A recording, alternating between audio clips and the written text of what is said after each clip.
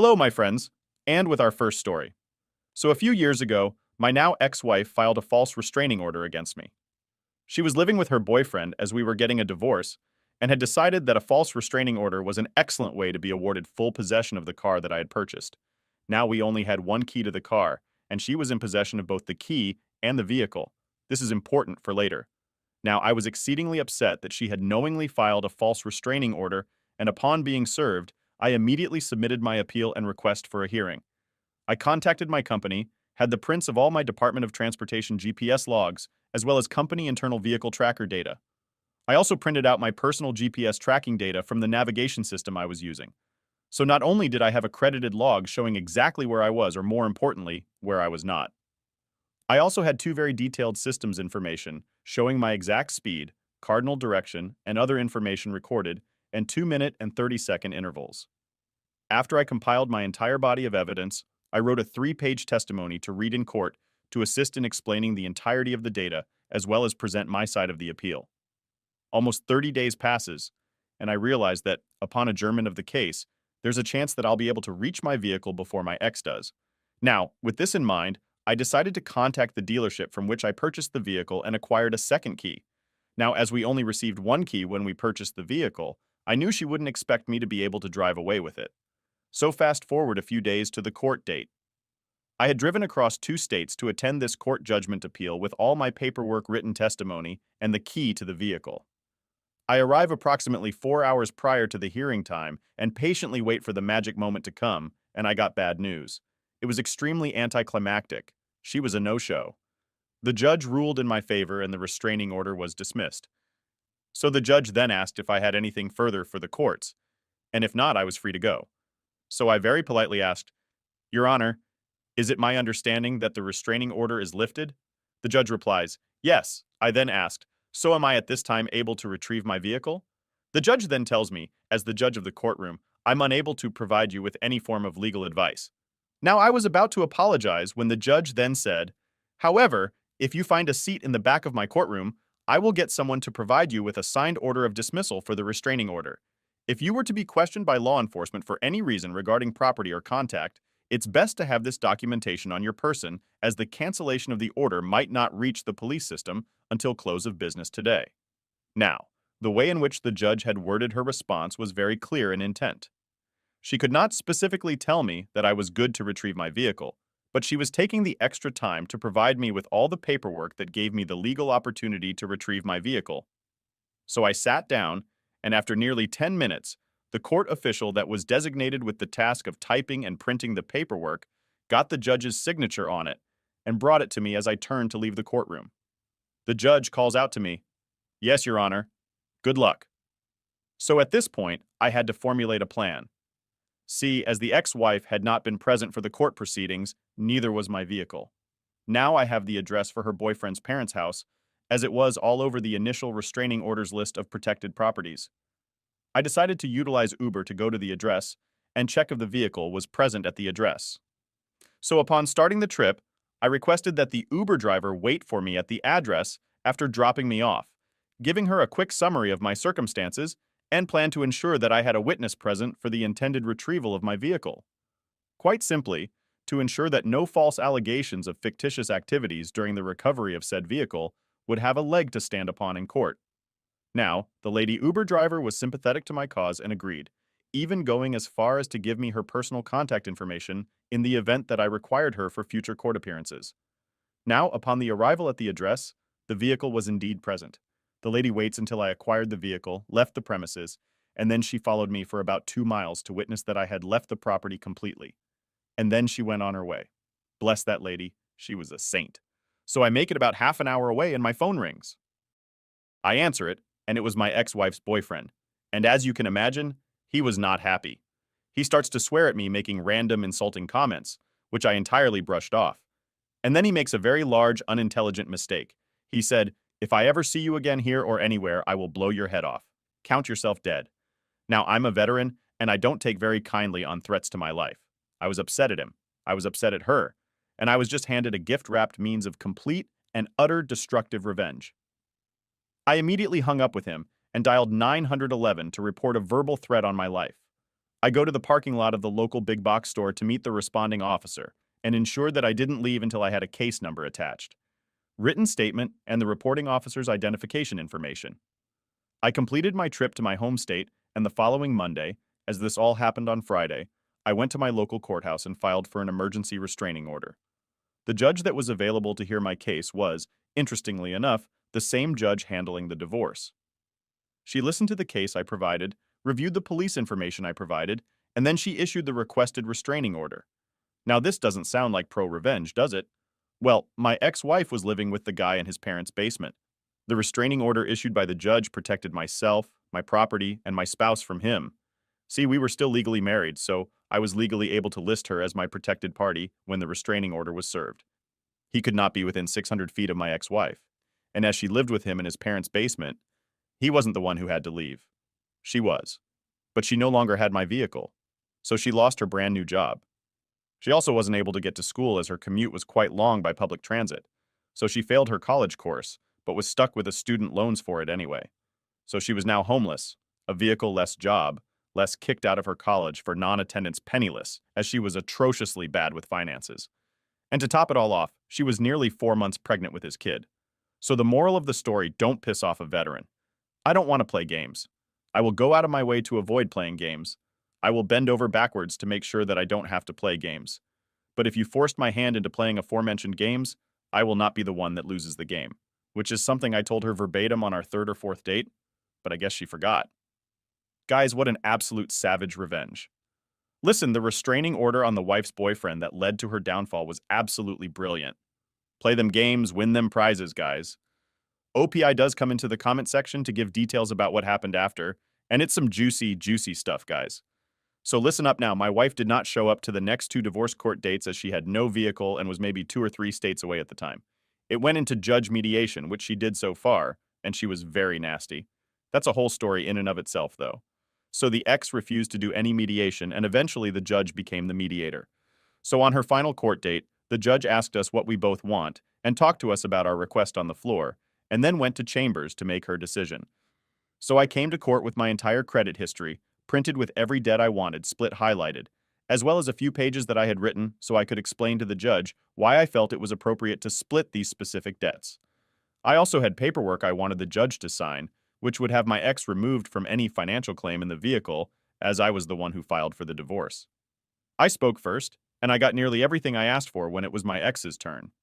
It wasn't very close to the following. X says I want $5,000 for any property of mine that might have been damaged, stolen, or sold throughout the course of the relationship. The judge then says, okay, please provide the receipts to the bailiff for me to review in the chambers. The ex said, I don't have any receipts. The judge then says, if you have no receipts, I have no ability to order a reimbursement. What else are you asking for? X then goes, I would like for Oppie to pay my student loans since it was Opie's fault that I had to quit college. The judge then said you were in college less than 6 months. You started college after leaving your spouse, and it wouldn't do the community, the courts, nor your spouse any benefit for me to do that. What else are you asking for? My ex then goes on and says, well, I want the restraining order to be lifted. I haven't been able to see my boyfriend in a few months because of it. The judge says this is a divorce settlement hearing, not a restraining order appeal hearing. I cannot make any ruling in regards to that order in the court at this time. When I do come back from chambers, the divorce will be finalized. You will no longer be the spouse, and the order will no longer be applicable anyway. What else are you asking for? I would like alimony to the fullest amount allowed. My spouse has completely ruined my financial situation and has a full-time job, so was responsible for getting me back on my feet. The judge then said, you mentioned you have or you had a boyfriend. My ex then said, yes, Your Honor, I have a boyfriend. This restraining order made it so I couldn't live with him anymore. The judge then said, so you were romantically cohabiting with your boyfriend prior to the order being served. So my ex then replied, yes, and that was a huge mistake. The judge then says, under the laws of the state, redacted, since you have admitted to the court that you romantically cohabitate extramarital, you are not eligible for any alimony, and this court cannot order your ex to provide you any financial assistance. So in conclusion, I got everything I asked for, and the ex was making stupid demands, and she was entirely shut down by the judge. I had to give the ex 3 boxes of her property and nothing else. Almost 3 years of marriage, and all she walked away from it were with 2 boxes of random things and 1 box that had her grandmother's dinnerware and several $1,000s of debt. My friend's Opie coming into the comments and providing us with the details of the court hearing is the cherry on top of this beautiful revenge. I wish I could have been there to see the ex-wife's face as the judge denied her request for alimony. Oh my goodness. She literally got nothing. Now to start, this is about the company I worked for, and a trip I took because I had to wire a building for a computer network because the building owner wouldn't. Our company was moving a remote site to a new building, and as the IT guy for the company, I was asked to look at the new building and set up some network parts. Now, the landlord refused to put in any low voltage lines and we got quotes, but they were thousands of dollars. Answer me my car and 4 boxes of Cat 6 cable.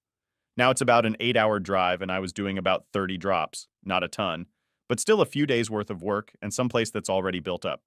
And it's a drop ceiling with insulation on top, messy and itchy work. So the story day one, we get there Monday morning at the start of the month. Now, it's actually a cool summer morning and we're from the south, so nobody notices the AC not working for about an hour. Slowly, the building begins, heating up. It gets to 80 degrees by noon, 85 degrees by 3 p.m. There are rooms with floor to ceiling. Windows are greenhouses. It's an absolutely miserable time. We've been told by the workers still on site that the leasing company was told that there was no AC in the building 3 weeks ago. The other thing is there are still workers on site. The building isn't completed so much for being ready for a handover on day one. Day two, we're getting agitated. It's about 80 degrees in the AM when we first walk in, and it's sweltering. The other guy that came in with me is the facilities manager. He's screaming at people over the phone to fix the AC. We're all exhausted from the heat by 3 p.m. I found a 4-foot hole in the ducts when I was opening the ceiling tile. The AC was blowing, but there was no cold air. We are told the compressor is broken. Day three, more of the same. It's a miserable morning. I'm finally getting the last lines punched in on the patch panel. The AC guys arrive at about 10 a.m. They finally fixed the unit at 2 p.m. We asked them what they did. They said a lot of things. We again said, "What did you do?" And the reply was, "We can't tell the tenants." Now that was a red flag alert. We contacted our realtor and she said she'd look into what was done. Now she sent me an email later that night that says that they changed the refrigerant from R22 to R410A. I then told the facilities guy, "No way, dude, that's like putting gas in a diesel motor." They would have to change out the entire system. They didn't do that in 4 hours. They basically duct taped and WD-40 that thing back together, and it'll run poorly for about a month or so, and then give out, and we would be stuck with a replacement. Day number 4, there's still no running water system. Some areas still workers on site, and the AC can't keep up with a noonday sun, and it still hits around about 80 degrees by the end of the day. The AC runs continuously. We're packing up all the stuff. We moved, and we're moving out. I then noticed that all the fire sprinklers look like they've been moved, and the metal protection around the drop tile has fallen to the floor. I also noticed that the sprinklers were no longer protruding from the tiles in places and in others. They're quite a bit lower than they were. Yep, the AC fools stood on the fire sprinklers to fix their lousy ductwork. Now we are looking for a friendly way out. We contact the landlord and say, "You haven't delivered a finished building. We're moving out. The lease is broken." The landlord then has a 36-page lease. The landlord won't let us out of the lease, and we're locked in for 5 years. This is not starting off well. So we then get in contact with a corporate lawyer and the realtor, and they both agree that we're kind of screwed. We're actually desperate for any way out. I start looking at the fire system as I used to run all kinds of low voltage lines, fire security, etc., and there is no fire panel in our portion of the building. No smoke detectors are hooked up to anything, which are more red flags. One of our employees that was moving the heavy gear says, "Oh yeah, I meant to mention that I never saw any building permits anywhere." Ding, ding, ding. They did this build out, including demolition, running new plumbing and power lines and destroying the fire system without a city permit. Cue the call to the city inspector's office. Day number 5. Now, I wasn't here for this part, but the facilities manager told me this. He said the city inspector pulled the permits for the building and there weren't any. He finds multiple violations of city code red tagged our area and removed the certificate of occupancy. When I told him to check out the fire system, like you said, he just goes, "Oh, no, no, no, no, I have to make a call." He then calls the fire marshal. Day number 8, the fire marshal arrives on scene. They find no active alarm system in our portion of the building, which is another red flag. They then find a sprinkler riser for the entire building in the area and no water pressure. He then condemned the entire building, so basically they wouldn't let us out of the building because we signed a lease, even though they never delivered a building in any semblance of working order. I called the building inspector, got them smoked, who then called the fire marshal, who then condemned the entire building.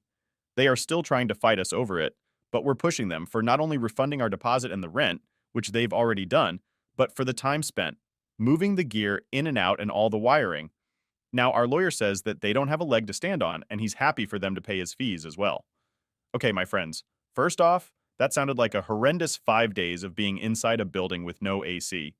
You guys know how I love reading stories about shady landlords getting their just desserts? No, guys, having the building condemned isn't enough. The landlord deserves to have all of his properties taken away. Doing this without a permit and not being up to the fire code is literally putting people in danger. Like if he does this to commercial buildings, who knows what this guy does to people who rent houses, condos, apartments, or whatever. So I have a really bad leg. I've had 13 surgeries. It's a long story. And I just started at a new school. So after the first 3 weeks, I had to go in for another procedure on my leg. Not that big a deal to me. I've been here before. Upon my return, I had documentation of my restrictions as well as special amenities that were required. So the victory was that I needed extra time to get from class to class. I also must have someone escort me, and I needed unrestricted access to the elevator. Now, all of these got me recurring problems, such as constant harassment by teachers and security about my being in the halls during class time. And why was my cousin out to these first two were annoying, but easy enough to deal with. Now, the real issue was the elevator. I was told multiple times that for security issues, I could not have a personal key due to it, sharing the same functionality with the interior door keys. I would have never had any issues with this. As I was told, there would always be someone on the same floor as my classes to open the elevator for me. This, of course, was untrue about 75% of the time. The lack of elevator access meant that I was always stuck in the halls when other students were going class to class. I was constantly late due to having to wait for someone to come by and open the door for the elevator. This also meant that I would sometimes be stuck waiting through the entire lunch period and, due to my absences, could not afford to simply go to lunch after the fact. After about 3 weeks of this, I was tired of not getting to eat lunch during lunch. So I did one of the stupidest things I could have attempted and tried to use the stairs. Now for context, I was not on crutches. I was on a full-blown walker. About halfway down, I fell hard. One of my friends found me, got someone to help pick me up, and carried me to the office. When getting to the office, they managed to get me to calm down enough to give them my mom's phone number. Now my mom is quite hot-tempered, but can keep a level head normally. When she heard that I fell, she was there in record time. When she got there, she immediately asked what happened. I told her that I was sick and tired of missing lunch from waiting for someone to open the elevator. So I tried to use the stairs, and that was a big mistake, as that set off a sour bomb-sized explosive. She immediately turns around and demanded for the principal and the VP to get their asses in here ASAP. As soon as the principal and the vice principal walked in, she started berating them in a fashion not suitable for most adults. There, let alone kids.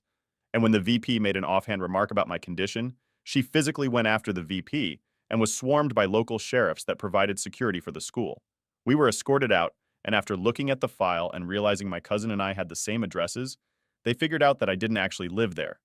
Now my grandmother's address was listed for me as she looked after me after I left school up until around 8 p.m. She was also raising my cousin after an issue between her and my aunt. They used this as grounds to expel me as I was out of the school district and then told her I can be some other school's problem now. I was then enrolled at the school near my house and had to have yet another surgery to repair the damage that was done as the result of my fault and redo the work of the previous procedure. I had gotten multiple statements from teachers as well as my doctors, and my parents were moving forward with a lawsuit naming the VP principal and the county school board. We were contacted by a lawyer who had won multiple cases against our school board, some of which went to the state Supreme Court, and he told us he would take our case pro bono. He was getting tired of going against the board and thought a case like this would be what it took to try and fix their crap. So fast forward 9 months. I was walking out of the court with a settlement to cover all my procedures, as well as a written confirmation that the school would be going through a complete administrative overhaul and that the principal and vice principal would be let go and have their administrative credentials revoked in our state. My friends. And that brings us to another end of our /pro revenge. I'll see you guys in the next one. I love you.